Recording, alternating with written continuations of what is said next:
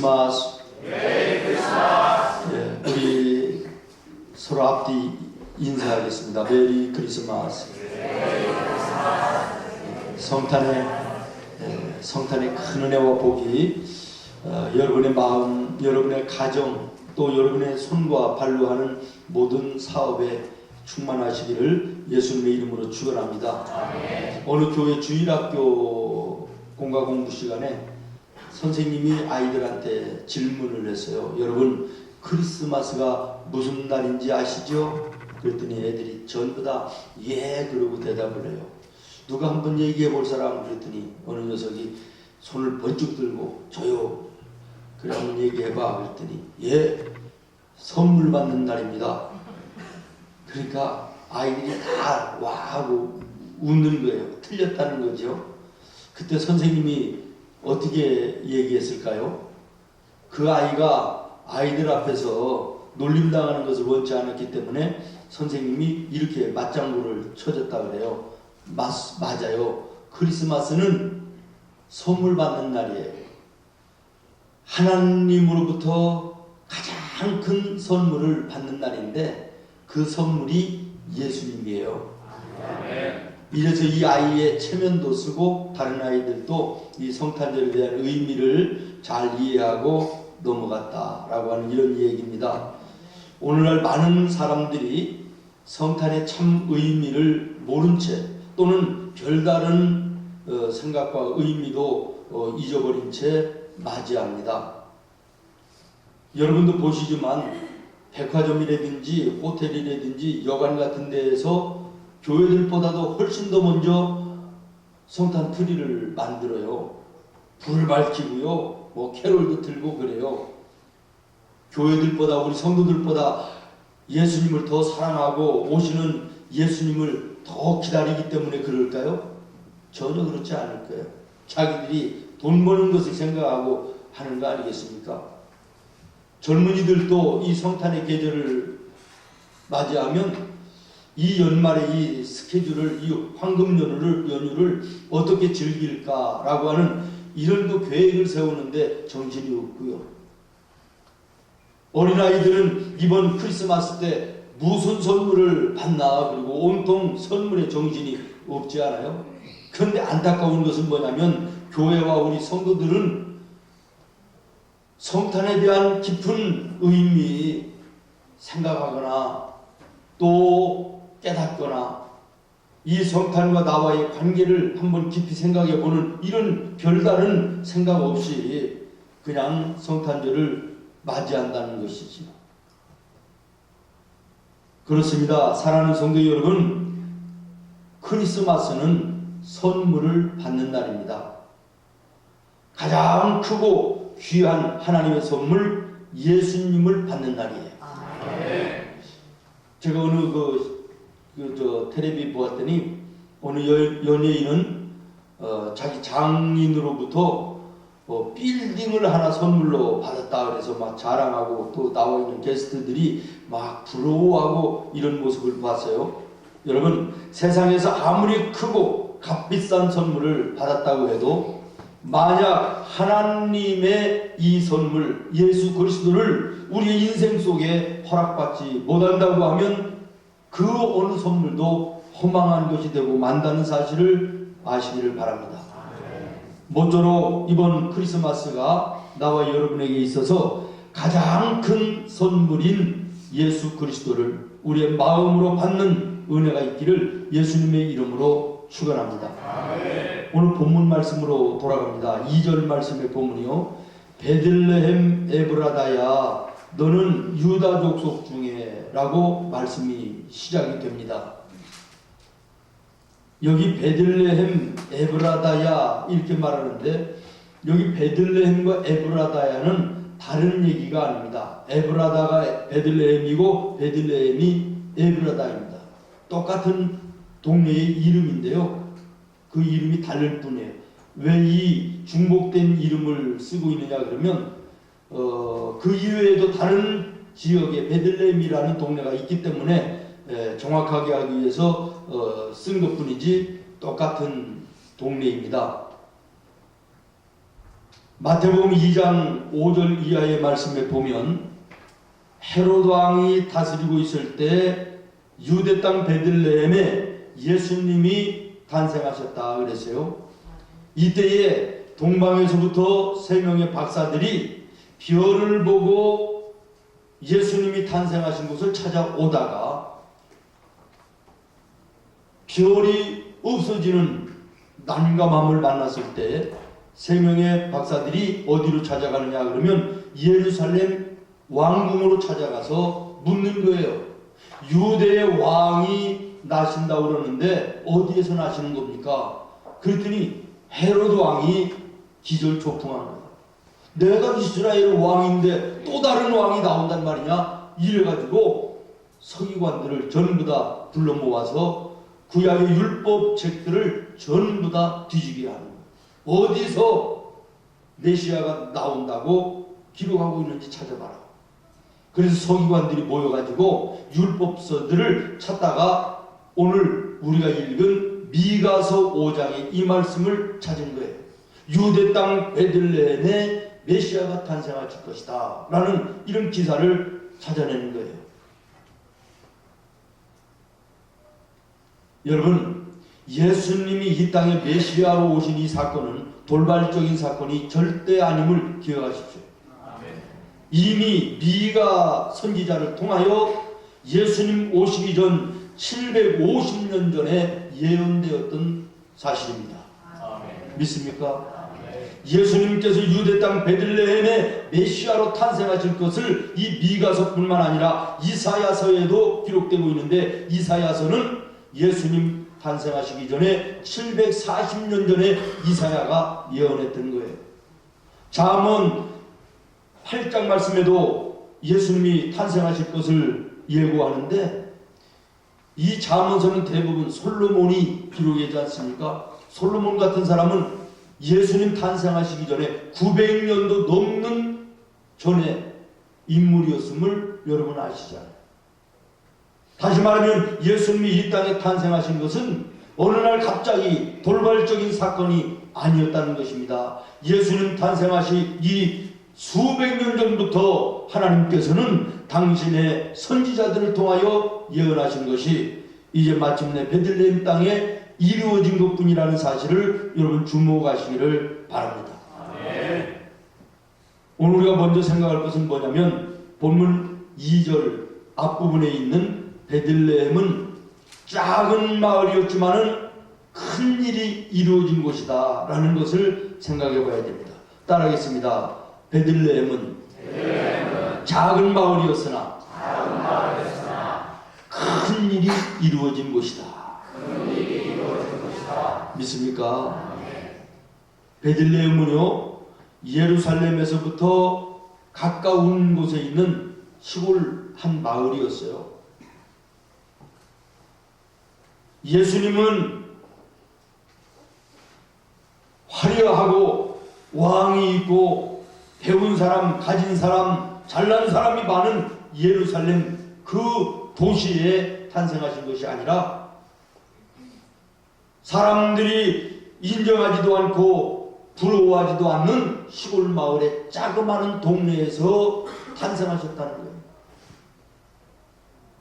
당시에 사람들은 메시아가 언제 오기는 올 것인데 만약에 탄생을 하신다면 아마 예루살렘 도시 화려하고 배우고 가진 사람도 많은 이 사람들 중에 오실 거라고 하는 이런 기대감은 가지고 있었다 그래요.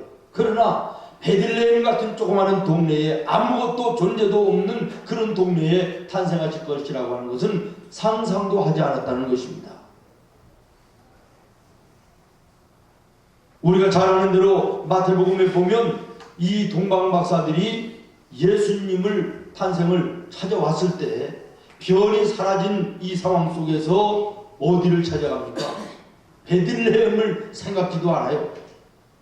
예루살렘 이스라엘의 도시요 오늘로 얘기하면 서울이었던 예루살렘을 찾아가서 예수님이 어디서 나시냐고 메시아가 어디서 탄생하느냐고 질문하는 이런 내용이 나오지 않습니까? 동방박사들조차도 화려한 예루살렘에서 예수님 메시아가 탄생하실 줄로 알고 있었다는 거예요. 여기서 오늘 우리는 무엇을 하나님이 우리에게 말씀하십니까? 사랑하는 성도 여러분, 예루살렘의 아름다운 화려함, 그리고 크다고 자처하고 그리고 잘났다고 자처하는 이런 사람에게 예수님이 오시는 것이 아니라, 나는 부족하고 연약하지만, 나는 비록 흠이 있고 부족하지만 하나님 앞에 겸손한 사람들 앞에 겸손한 그런 사람의 마음속에 예수님은 찾아오신다고 하는 것을 말씀하고 계신 것입니다. 화려하고 그럴듯하고 내가 크다고 자랑하는 예루살렘이 아니라 볼품없고 존재도 없는 베들레헴, 그러나 그 베들레헴은 메시아를 기다리던 아름다운 믿음의 동네였다는 사실입니다. 여러분, 이 베들레헴이 어떤 곳이냐면 느헤미야 3장에 보면 레갑의 후손들로 아세라와 또 바알 선지자들의 우상 숭배에 대해서 우리는 죽으면 죽었지 우상에게는 절하지 않는다고 하는 믿음을 지키기 위해서 자기들끼리 모여서 생활하던 그곳이 바로 베들레헴이었다. 레갑의 후손들이었다고 기록하고 있는 것입니다. 그렇습니다. 사랑하는 성도 여러분, 예수님은 화려하고 많이 배우고 많이 가지고 있는 예루살렘에 탄생하신 것이 아니라 하나님의 말씀을 의지하고 부족하지만은 우리가 겸손하게 주님을 섬기겠다고 하는 베들레헴에 탄생하신 것처럼, 내가 잘났다고 나는 큰 사람이라고 자랑하는 사람들에게 예수님은 임하시는 것이 아니라 나의 부족함과 연약함을 고백하고 주님 앞에, 사람들 앞에 겸손한 자에게 예수님은 오셔서 함께 하시는 줄로 믿으시기를 바랍니다. 예수님은 이후에도 제자들을 선택하실 때 잘나고 많이 배운 사람들을 택하신 것이 아니라 갈릴리의 어부들, 천대받고 없이 여기던 존재도 없고 이름도 없던 그런 사람들을 불러서 위대한 인물로 세계를 변화시키는 제자들로 사용하셨음을 주목하시기를 바랍니다. 내가 크다, 내가 잘났다 자랑하고 교만하던 사울을 쓰시지 아니하시고 그 사울을 다메섹에서 때리시고 낮추셔서 겸손하게 만들어 바울로 사용하시던 예수님 하나님이심을 여러분 기억하시기를 바랍니다. 다윗은 조그마한 어린 소년이었습니다. 골리앗은 거대한 장군이었습니다. 이 두 사람의 싸움을 우리는 너무나도 잘 압니다. 여기에서 하나님은 우리들에게 무슨 메시지를 주시는 것입니까? 크고 작은 것이 승패를 좌우하는 것이 아니라 하나님을 의지하느냐 하지 않느냐, 이것이 전쟁의 싸움의 승패가 좌우되는 것이다. 오늘 내가 잘났다, 나는 큰 사람이다 라고 하는 자에게 하나님은 함께하지 아니하시고, 나는 부족하고 연약합니다, 겸손한 자에게 예수님이 함께하시며 그 길에 그 인생에 복주시는 주님으로 동행하시는 줄로 믿습니다. 낮아짐의 겸손으로 이 땅에 오신 예수님을 우리의 마음으로 맞는 은혜가 이 성탄절에 있기를 바랍니다. 그 다음에 두 번째로 2절 하반절에 보면 베들레헴 에브라다는 작은 동네였지만 거기에서 다스릴 자가 탄생했다. 믿습니까? 작은 마을이었지만 세계를 다스릴 자가 거기에서 탄생했다. 예루살렘에는요, 이스라엘을 다스리는 헤로드 왕을 비롯해서 권세를 가지고 있는 고관 대작들, 모든 것을 배우고 굉장했던 이런 지식인들도 많이 있던 그런 곳입니다. 그러나 베들레헴은 무명의 시골 동네, 연약한 자들이 모여 사는 그런 곳이었어요. 그러나 바로 그곳에 만민을 다스릴 예수 그리스도가 탄생하셨다고 하는 사실입니다. 사도 바울은 고린도전서 1장에서 하나님이 하시는 일을 소개합니다. 하나님은 세상에 미련한 자들을 택하사 지혜 있는 자들을 부끄럽게 하시는 하나님, 약한 자들을 통해서 강한 자들을 부끄럽게 하시는 하나님, 천한 자들, 없는 자들을 들어서 있는 자들을 부끄럽게 하시는 하나님이 하나님이심을 성경은 말씀합니다. 사랑하는 여러분, 다시 말하면 나의 부족함을 인정하고 다른 사람의 부족함을 용납하며 약한 사람들을 돌아보고 소중히 여기며 천하여 멸시받는 자들을 귀하게 여기고 섬길 줄 아는 자에게 예수님은 오신다는 거예요. 오늘 나와 여러분의 마음속에 정말 이 아름다운 모습이 있어야 될 줄로 믿습니다. 부족한 자를 용납하며 약한 자를 소중히 여기고 천한 자 멸시받는 자를 귀중히 여기는 이 아름다운 마음을 우리가 품을 때 여기에 예수님이 함께 하셔서 우리의 삶의 동행자가 되시는 줄로 믿습니다. 부족하고 연약하지만 예수님께서 우리에게 임하셔서 하나님이 우리를 붙들어 주시면 하나님의 눈이 우리를 향하여 돌이켜 주시면 우리의 인생이 달라지는 거예요. 우리 인생이 바뀌어지는 줄로 믿으시기를 바랍니다. 여러분, 황소의 얼굴이라고 하는 이런 얘기 들어봤습니까? 황소 머리라고 하는 그 작품 한번 보시도록 하겠습니다. 황소의 머리라고 하는 작품이, 여러분 황소의 머리로 보이시나요? 왜 보세요? 저희 황소의 머리라는 작품이에요. 저는 사슴 같다고 그랬는데 틀렸다고 그러더라고요. 황소의 머리에. 피카소가요, 하루는 길을 지나가는데 누가 고장난 자전거를 버린 거예요. 그래서 피카소가 그걸 주워다가 안장하고 핸들을 떼내고요, 안장 위에다가 핸들을 거꾸로 지금 붙여놓은 거예요. 이해되시죠? 안장 위에다가 핸들을 거꾸로 붙여놓고 그 이름을 황소머리 이렇게 붙여놨어요. 자, 여기서부터 더 중요합니다. 이 작품이 말이죠, 50년 전에, 몇 년 전에? 50년 전에 런던, 영국 런던의 한 경매장에서 얼마에 낙찰됐냐면 293억. 굉장하죠? 그것도 50년 전에. 버려진, 고장나서 버려진 자전거 갖고 와서 할 것도 별로 없어요. 안장 핸들 띄어서 안장 위에 핸들 거꾸로 붙인 것 뿐이에요. 그런데 300억을 호가하는 엄청난 작품이 됐다. 여러분, 쓸모없어 고장나 버려진 자전거도 누구의 눈에 띄고 누구의 손에 붙잡히느냐에 따라서 가치가 달라지는 거예요. 오늘 우리의 연약함, 우리의 부족함이 있다 할지라도 우리 하나님이 나를 향하여 얼굴을 돌려주시고 전능하신 하나님이 나의 인생을 붙들어 주시면, 여러분의 자녀들의 인생을 붙들어 주시면 세계를 움직이는 위대한 인물이 될 수 있는 거예요.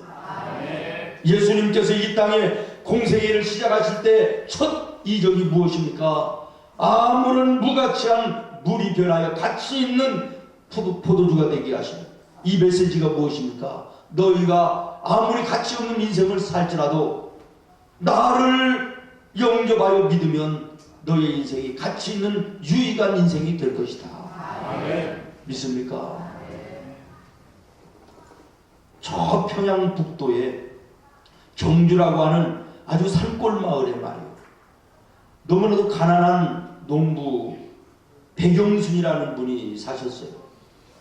일찍이 그분이 예수님을 영접하고 하나님의 교회 일에 얼마나 헌신하시는 분인지, 교회 일이라면 만사를 제껴놓고 가장 먼저 섬기는 그런 희생적인 그런 훌륭한 분이에요. 근데 교회에서 아마 무슨 수리인지 건축인지 교회에서 물질이 필요하다 그러니까 자기의 전 재산, 논 3마디기가 전 재산인데 이걸 팔아서 하나님 앞에 헌금을 했어요.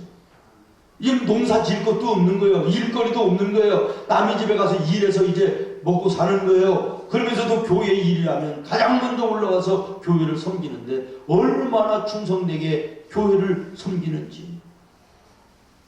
이 당시에는 이 교회를 이제 맥균이라고 하는 선교사님이 돌아보셨다 그래요. 그런데 이 백영순이라고 하는 분의 아들 가운데 아주 똑똑하고 아주 괜찮은 아이가 하나 있었대요.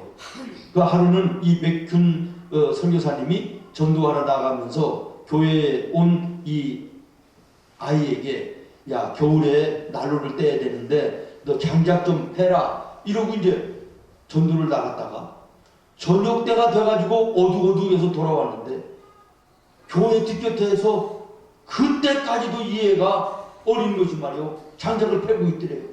깜짝 놀래가지고 너 집에 안 가고 아직까지도 이러고 있냐 그랬더니 예, 선교사님이 장작을 패라고만 했지 언제까지 패라고는 안 했습니다 이러더래요. 그래서 이 맥균 선교사님이 감동을 받았어요. 이야, 니네 아버지가 이렇게 믿음 좋은 헌신자인데 너 싹이 있다. 너는 훌륭한 사람이 될 수 있다. 이래가지고요, 이 맥균 선교사님이 자기 본국 미국에 유학을 보내요. 이 산골짜기에 공부도 가난해서 공부도 학교도 못 다니는 이 어린아이를 유학을 보냅니다. 청년이 돼서 이 나라에 들어왔습니다. 여러분 이 사람이 누군지 아십니까? 연세대학교의 초대 총장 백낙준 박사예요. 무명의 시골의 저 산골짜기에 가난해서 공부도 학교도 다니지 못하는 그 가정에 있었지만 하나님을 섬기며 하나님께서 그를 향하여 얼굴을 돌리시고 그를 붙들어 주심에 위대하고 훌륭한 인물이 되잖아요. 여러분 우리의 인생이 아무리 무가치해도 연약해도 부족해도 하나님이 붙들어 사용하시면 위대한 인물이 되어지는 줄로 믿으시기를 바랍니다. 평양의 산정현교회 그러면 주기철 목사님이 심우하던 아주 굉장히 유명한 우리나라의 기독교 역사의 대표적인 교회 아닙니까? 거기에 유계준 장로님이 계셨대요. 근데 이 유계준 장로님은 예수 믿기 전에는 직업이 뭐였냐면 깡패. 23살의 깡패 대장이에요. 그래서 마패 선교사가 평양에서 복음을 전하는 것이 못마땅해가지고 하루는 부하들을 전부 다 불러 모아가지고 오늘 마패 선교사를 우리가 몰미를 때리자. 마패 선교사를 끌어다 놓고 때리려고 그러는데 하나님의 성령이 다메섹 도상에서 사울을 붙잡았던 것처럼 이 젊은이의 마음속에 성령이 감동이 돼가지고요 그 자리에서 예수님을 영접했다는 거예요. 그리고 나서 45살에 산정현교회 장로님이 됩니다. 믿음으로 사는데 우리가 자는 대로 주기철 목사님이 신사참배에 이제 감옥에 끌려가니까 교회를 돌볼 사람이 없어요. 교회를 돌보면서 목사님의 가정의 생활을 책임지면서 얼마나 헌신적으로 교회를 섬기는지. 나중에는 북한 공산당들이 교회를 가만히 공장으로 내놓으라 그러니까 우리 성도들이 헌금해서 지은 교회를 가만히 공장으로 내놓을 수 없다 이렇게 거부하다가 마침내 대동강변에서 6.25 일어나기 바로 전날 순교를 당하신 이런 장로님이에요. 그 장로님에게는 8명의 8남매가 있는데요. 마지막으로 유언을 하시기를 첫 번째 하나님을 사랑해라. 두 번째 교회를 사랑해라. 세 번째 목사님을 사랑해라. 이 세 가지 유언을 남기고 순교를 당하셨다 그래요. 여러분 이 8남매가 어떻게 됐는지 들어보시기 바랍니다. 첫 번째 아들 유기원 장로 국립의료원 원장, 두 번째 아들 유기영 치의학 박사 부산의과대학 교수, 삼남 유기선 의학박사, 사남 유기천 서울대학 총장 법학박사, 당시에 30억의 사재를 사회에 환원해서 신앙의 귀감이 됐음, 오남 유기진 의학박사 북미의료 선교 회장, 육남 유기묵 의학박사. 계속해요? 놀라면 내가 그만하려고. 장녀 큰딸 6.25 권사 의학 박사, 서울 누가 의료원 원장, 차녀 유기숙 권사, 약학 박사, 전 국무총리 이한빈 씨의 부인, 뭐 이런 대단하지 않습니까? 무명의 사람들이 하나님의 손에 붙잡힐 때 정말 세계를 움직이는 위대한 사람이 됩니다. 저는 이 말씀을 보면서 기도했습니다. 하나님, 우리 생문교회와 우리 성도들의 가정, 세상에 내놓고 별반 없는 미미한 존재들이나 하나님이 얼굴을 우리 교회와 성도들의 가정을 향하여 주시옵소서. 능력의 하나님의 오른손이 붙들어 주시옵소서. 그래서 우리 교회를 통하여 우리 성도들의 가정의 자녀들을 통하여 나라와 민족과 세계를 움직이는 위대한 인물들이, 다스릴 자들이 나오게 하여 주시옵소서. 그렇게 될 수 있기를 예수님의 이름으로 축원합니다. 마지막으로 세 번째, 베들레헴은 작지만 평화가 시작된 곳이었습니다. 여러분 5절 말씀을 보면 이 사람은 평강이 될 것이라. 예수님을 가리켜 평강이 될 것이라 이렇게 말합니다. 여러분 베들레헴이라고 하는 작은 마을은 보잘것없었지만 그러나 거기에서 온 인류의 평강의 진원지가 됐다는 사실을 기억하시기를 바랍니다. 예루살렘 도성은요 아주 정신없이 복잡하고 소란스러운 그런 정세였습니다.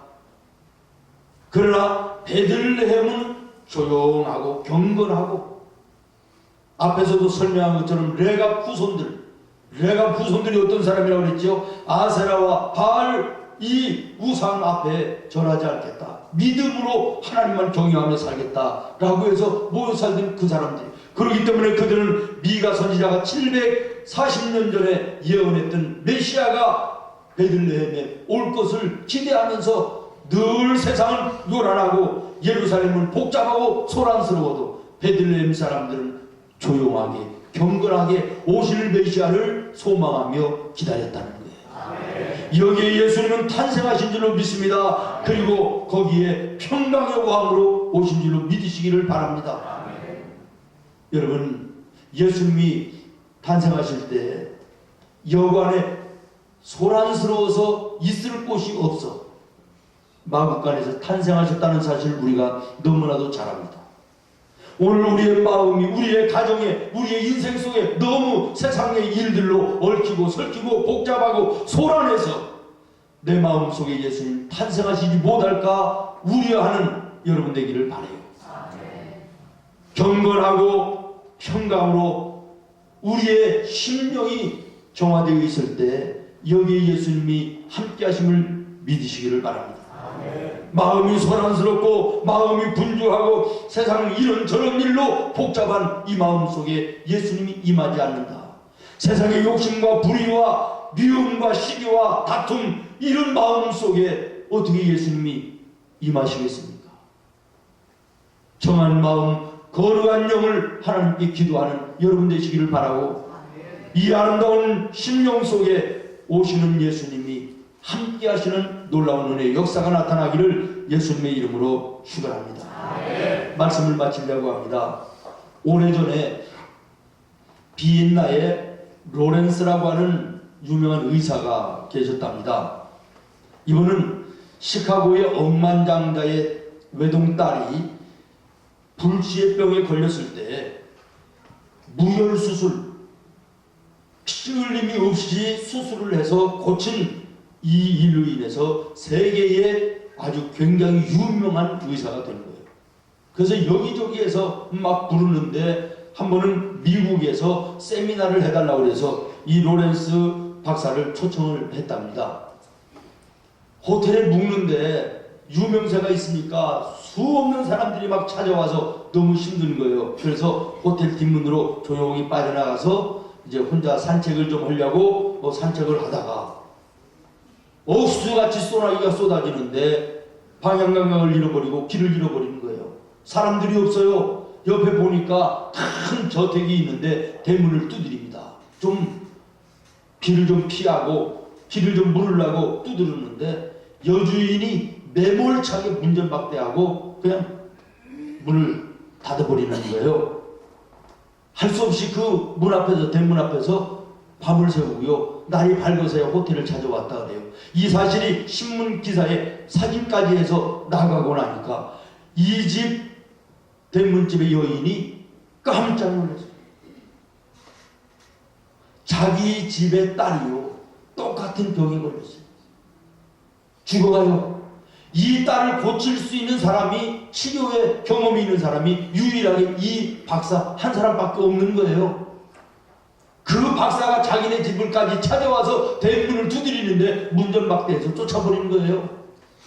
결국에는 이 딸이 죽었답니다. 여러분, 자기 생애 속에 가장 값진 선물이 자기 문 앞에까지 찾아와서 두드리는데 문전박대했다. 결국에는 딸은 죽고 통곡하는 여인이 되지 않았겠어요? 제가 여러분들에게 뭘 말씀드리려고 합니까?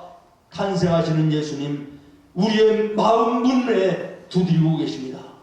너의 문을 열어라. 그러면 내가 들어가서 너와 더불어 먹고 너는 나와 더불어 먹으리라. 그런데 우리는 마음의 문을 닫아두고 예수님을 나의 구주로 영접하지 않는 이런 모습 얼마나 있습니까? 성탄절이 내일 모레입니다. 오시는 예수님, 우리의 마음의 문을 열어 모셔야 됩니다.